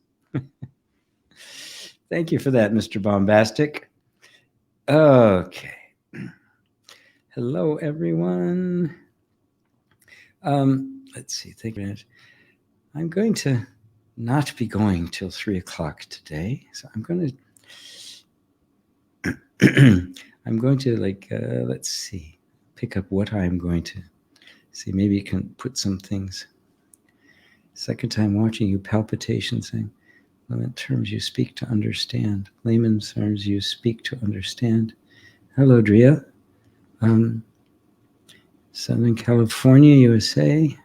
Many people need to know. Shared. Let's see, where did you start? Transference, low. Found some my cousin watching. Shared, many people need to know. Layman terms you speak to understand. It sounds like you have an accent. I guess you mean that I speak in layman terms. Yes, I do. Why be? Yeah. Wisdom to discern, but yoga tribal. Yes, it does. All right. What speaks to it? Heart chakra's blockage, Satsang bowl, green chakra. That's an energy healing techniques. Let's see.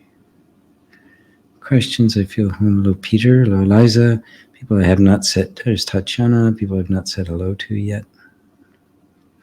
I'm looking through the entire list now to see, because I think I'm just going to take one more question. Speaking Moses and letting all go, as my tribe has struggled so much with suffering around material possessions. This is now coming. Yeah, the legality of it. Yeah. Popular crush, unique, shy, timid, introverted, sensitive. Part of me, I know freedom is in trusting the letting go of all attachments. Well, yeah, lots. I look at my kids and I'm afraid I'll lose them. My goodness. If you talk about love, yes, Robin Waters, Dykes, hello. Okay.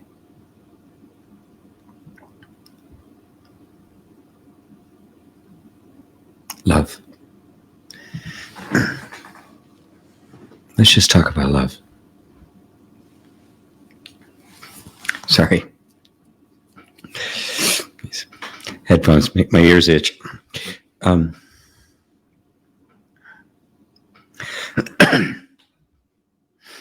Love, what a word. God is love. The ultimate of all things. The highest. The essence. Beyond which you cannot go. Is love. Love is not personal. It's not something you have. It's not even something you feel. It is the nature of life itself. It is the internal unity, singularity of oneness.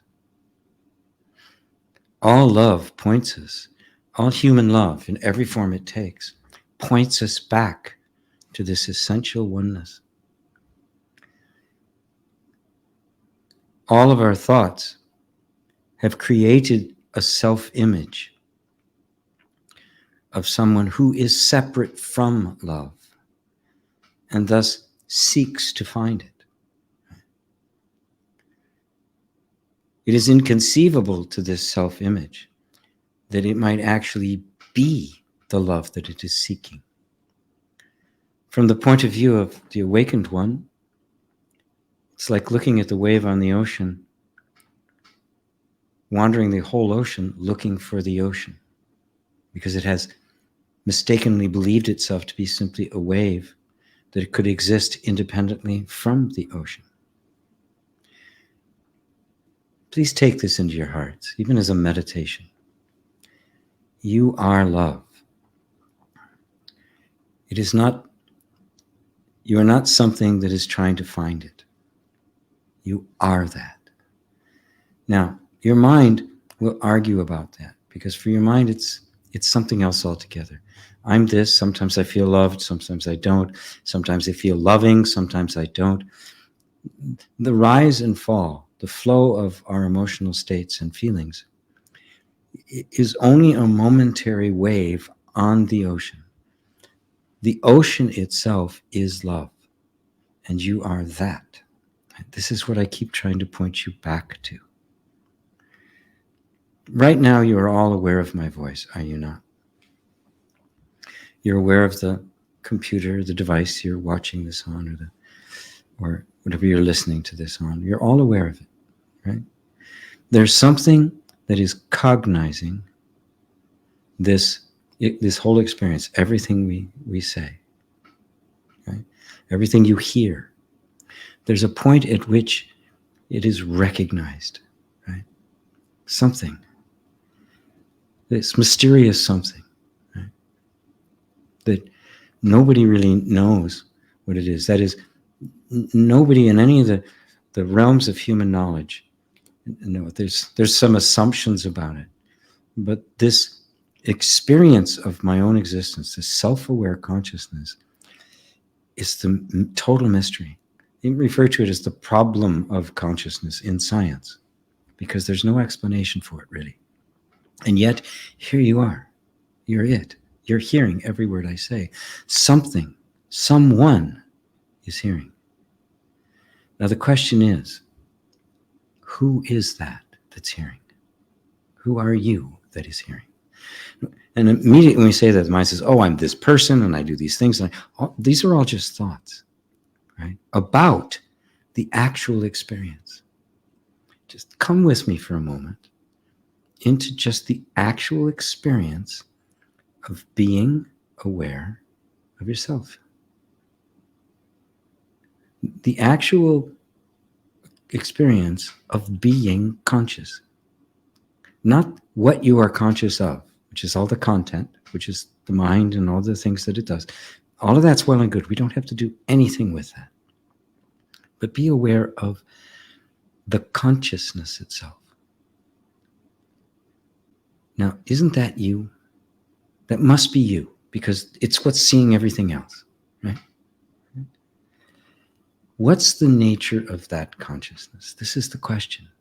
We assume many things, but I'm saying put all your assumptions aside. What is this nature? What is the name, the true name? Don't you find it fascinating that no matter what the language, no matter what any experience of nationality or gender or anything, we all have the same name. Nobody refers to themselves. I don't refer to myself as GP. GP wants that, right? I say I. You say I. Everything says I. My name is I. And it's the same name as yours. What is this I? This I that sees everything. And there could be no experience whatsoever if you weren't there, if I wasn't there. This I, this intuitive knowledge, I am, that was the revelation to Moses. That's God. This, the consciousness that is aware of my words right now, is the ultimate consciousness, the one I. It is not just a person, this body. And this I am, this God, is love. How could it not be? There's nothing other than it. It's everywhere. It's in everything. It sees everything. It has no enemies. Love has no enemies, does it? Love is pure love. It's never hateful. It's never restrictive. It's never indifferent. It's pure love. It's just love. That's all it is. That's all it could be. It can't be anything else but. Which means nothing is unacceptable. Nothing is rejected. It has no enemies.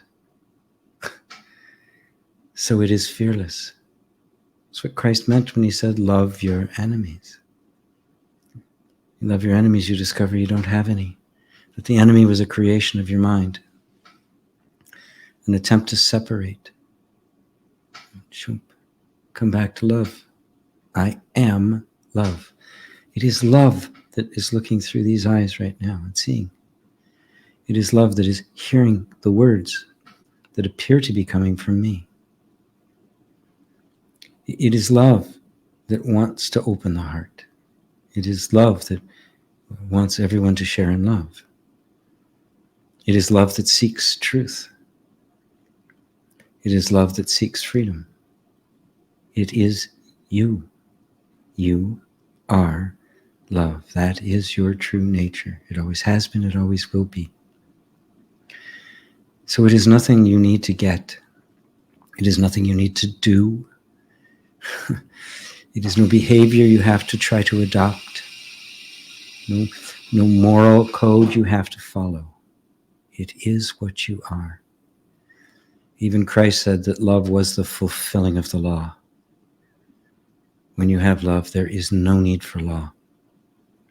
You don't need the 10 Commandments anymore. Nobody who is love would ever do anything to hurt, harm, steal, misrepresent anyone. Would not take anything that wasn't freely given. Would have no fear of lacking.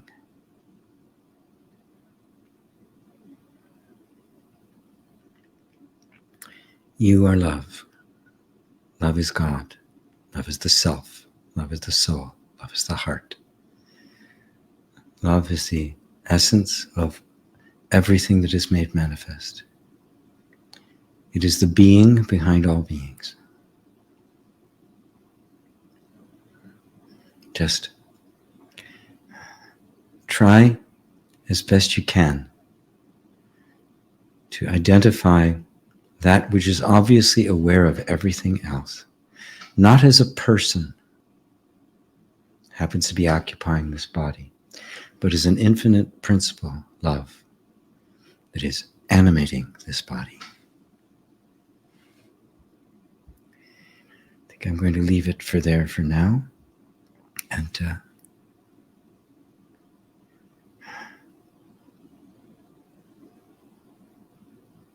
somebody asked something about the observer and the observed. The observer is love. And if the observer is loved, what else does it observe other than love? And the ocean sees the wave. It doesn't, oh, there's a wave. It sees itself. Everything becomes defined by, characterized by love. And in everyday human experience, that doesn't mean we just embrace stupidity, brutality, greed, and all of those kinds of things, but we see them for what they are, the absence of love. Or love that is too small. Love that is focused itself. Greed is just simply love that is focused itself on possessions. And being different than somebody else. So it has simply narrowed itself to a single object or attainment. But it's still love, isn't it? Right? They love that. The love is just too small. Nothing happens except for love. And then I say, I hate what's on the other side. That's just because my love is too small. What if that boundary falls away and there is no other side? All is love. Love is all. God is love. Love is God. And love is your nature. God is your nature. Thank you all, dear friends. Thank you for being here today. I love you all. From the bottom of my heart.